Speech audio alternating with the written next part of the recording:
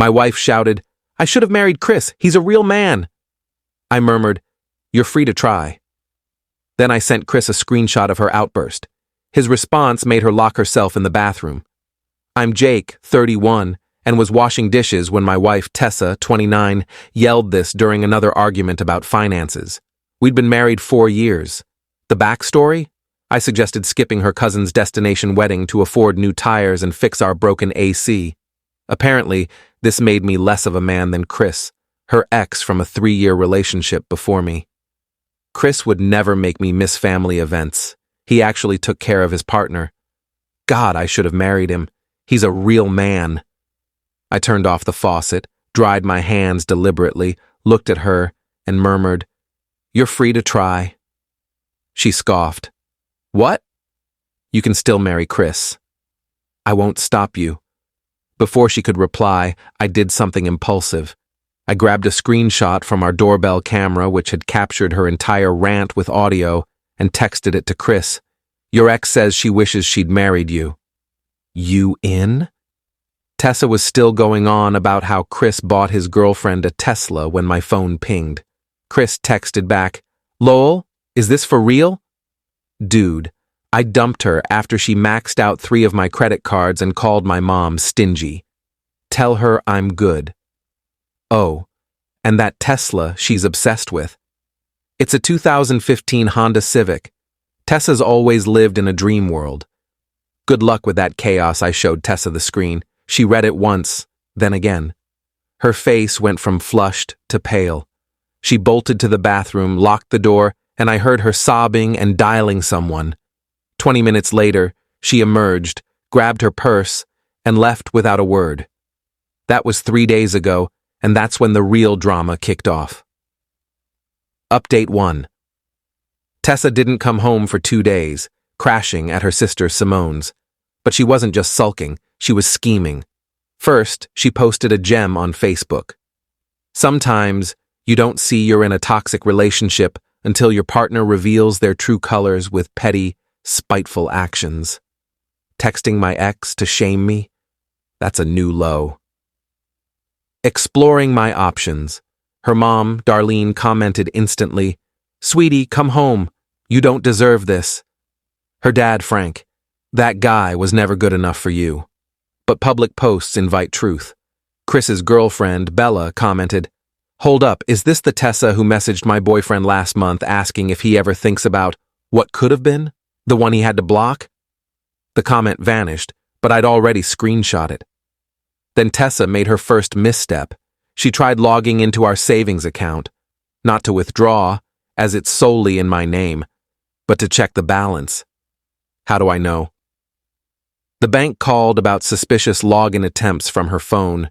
She was planning something. That evening, she returned with Simone and Darlene, full intervention mode. "We need to address your actions," Darlene began. "My actions?" "Texting Chris was abusive," Simone added. "Emotional abuse." "Interesting. Tessa, did you mention last month?" Tessa's eyes widened. "What about last month?" "When you DM'd Chris asking if he thinks about what could have been. His girlfriend mentioned it." Silence. Darlene turned to Tessa. "You said he was stuck on the past." "Mom, it's not like that." I pulled out my phone. "I also have screenshots of you texting your coworker Jordan about how hot he is. 2 weeks ago. Shall I go on?" Simone looked repulsed. "Tessa, what's wrong with you?" They left after Tessa swore it was a misunderstanding and we just needed space. But that night, as I slept on the couch, my choice, I overheard her on the phone. "I need $5,000, just until I sort things out. No, I can't ask him. Please, Daddy." Frank said no. She slammed her phone down. Update 2. Yesterday, Tessa went full entitlement. She called my mom, sobbing about how I was financially controlling and isolating her. My mom called me right away. "Jake, Tessa says you're blocking her from money." "Mom, she has her own checking account with her paychecks. She wants my savings from before we married." She didn't mention that, or that she's texting her ex and calling her coworker hot. Exactly. "Want me to handle it?" Do what you think's right, Mom. My mom called Tessa back and, from what I heard, said, Dear, I raised my son to respect his partner, but not to be a pushover. Stop lying to me, or I'll tell everyone about the $200 you took from my purse at Christmas and never returned. Tessa came home fuming, accusing me of turning everyone against her. Everyone? I've only talked to you and showed you Chris's text. You lied to your mom. I told her the truth. You're mad your lies failed. Then she dropped a bombshell. I want a divorce and I want half of everything. Okay. That's it? Yeah, file the papers. She expected me to beg or fight. Instead, I started Googling divorce lawyers right in front of her. You're not even going to try to save this? She shrieked. Save a marriage where you wish you'd married someone else and text other guys? I'm good. She grabbed her phone and called someone. Daddy, he's giving up on us. He's not fighting for our marriage. I heard Frank sigh. Tessa, you told him you wished you'd married someone else. Why should he fight for you to keep treating him like trash? She hung up on her own dad. Update 3. Tessa leaned hard into the victim role this week. She posted on Instagram about facing tough times and needing support and prayers, setting up a Venmo with the caption, Rebuilding After Betrayal.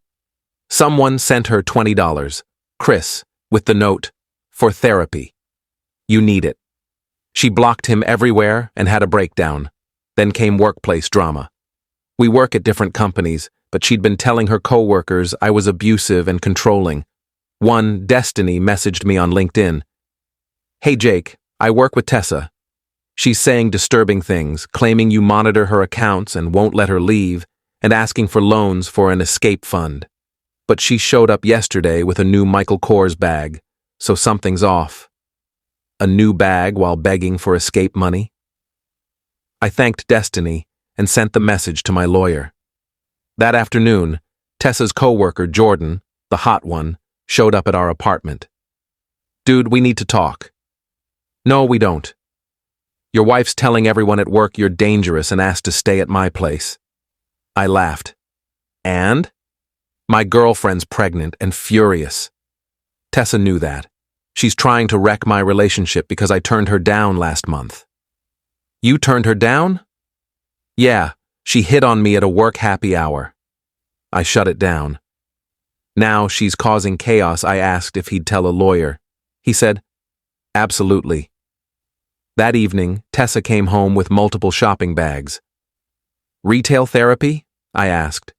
I deserve nice things after what you've done to me. What I've done? Like showing your ex what you said about him. You humiliated me.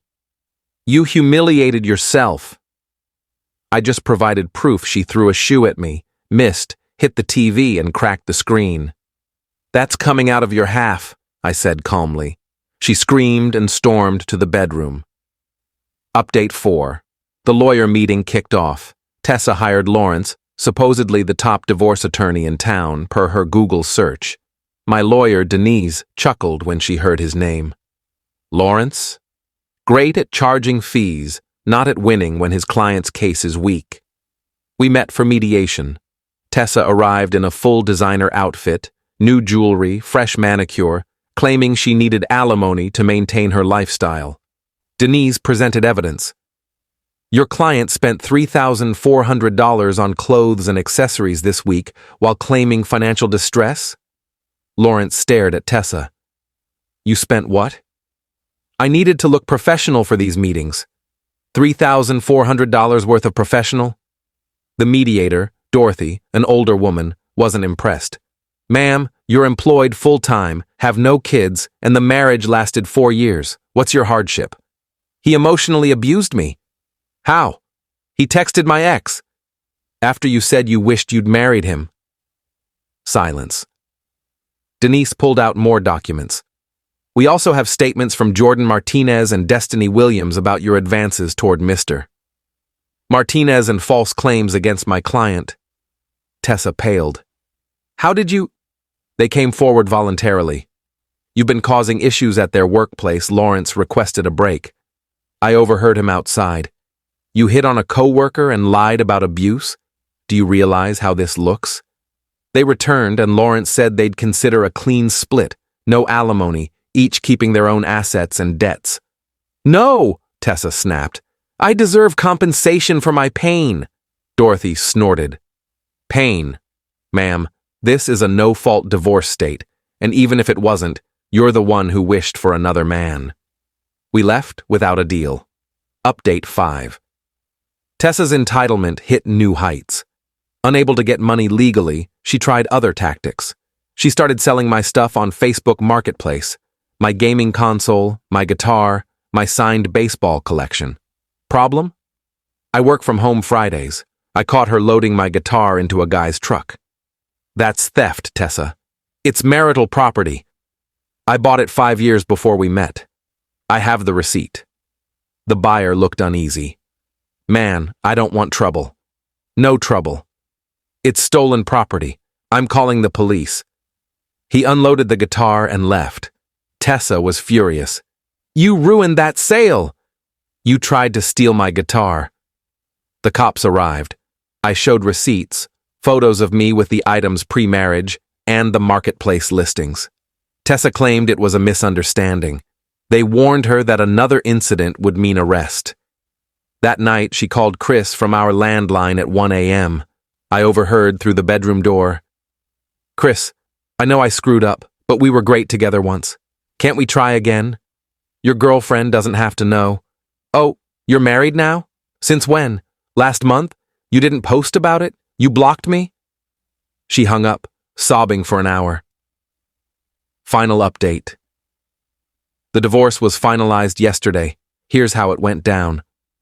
Tessa made a last-ditch effort, claiming in court she was pregnant. My lawyer demanded proof. I don't have the test here, Tessa said. The judge, fed up with the case, ordered a recess for her to provide evidence. She returned with a pregnancy test she tried taking in the courthouse bathroom. Negative. Your Honor, my client seems to be in emotional distress, Lawrence said, exhausted. The judge wasn't moved. Miss Wilson, you've wasted this court's time with false claims, attempted theft, and now a fake pregnancy. My ruling, clean split. Each keeps their premarital assets and debts. Due to Miss Wilson's actions, she'll pay Mr. Wilson $1,200 for the damaged television and attempted theft. I have to pay him? You're lucky he's not pressing charges. Any objections, counselor? Lawrence shook his head. No, Your Honor. Outside, Tessa had a public meltdown. You destroyed my life. I gave you my best years. 4 years, Tessa, and you spent them wishing for someone else. Darlene tried to calm her. Honey, let's go. No, he needs to know what he's losing. I know exactly what I'm losing.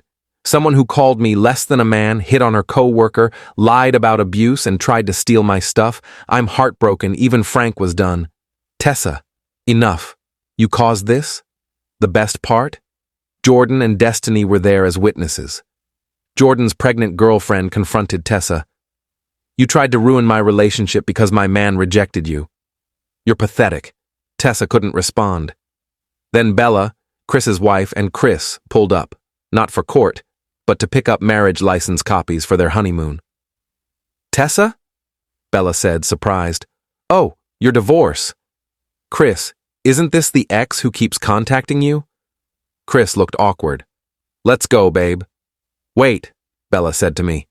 You're Jake? The one who warned Chris about her messages? Thanks. That helped us decide to elope. They left hand in hand. Tessa watched her ex walk away with his new wife, freshly divorced and ordered to pay me.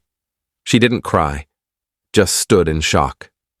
Now, Tessa's living with her parents, fired from her job for creating a hostile work environment after Jordan filed a complaint. Chris and Bella are honeymooning in Greece. She posted photos. Jordan and his girlfriend are thriving. I kept the apartment, my belongings, and my peace of mind. Last week, I ran into Simone at a coffee shop. She apologized for siding with Tessa initially. She's my sister, but she's always been like this, chasing what others have, never valuing what's hers. You're better off, I know. She's still obsessing over Chris, showing us his wedding photos, saying, "That should have been me." But she had her shot with him. And you, "Yeah, but Tessa doesn't want what she has. She wants what's out of reach." Always has yesterday, an unknown number texted, "Jake, I'm sorry. Can we talk?" I replied, "No," and blocked it. I'm doing well. Started therapy to process this healthily, unlike spending $3,400 on clothes. Joined a hiking club. Even had a date with Carmen, who laughed at this story and said, "At least my ex only stole my Netflix password." To those asking if I regret texting Chris, not at all. He deserved to know his ex was fixated on him, and his response shattered her delusions instantly. The irony? If Tessa had been honest about her unhappiness instead of cruel, we could have parted amicably. Instead, she lost everything chasing a fantasy that was never real. At least she's got her designer bags for company. Edit. Stop asking for Tessa's Instagram. Let her move on in peace. Edit 2. Yes, Chris and Bella married that quickly. They'd been together 2 years, and Tessa's harassment pushed them to elope. Edit 3. No, I'm not serious with Carmen yet. It was one date. I'm taking time to heal properly.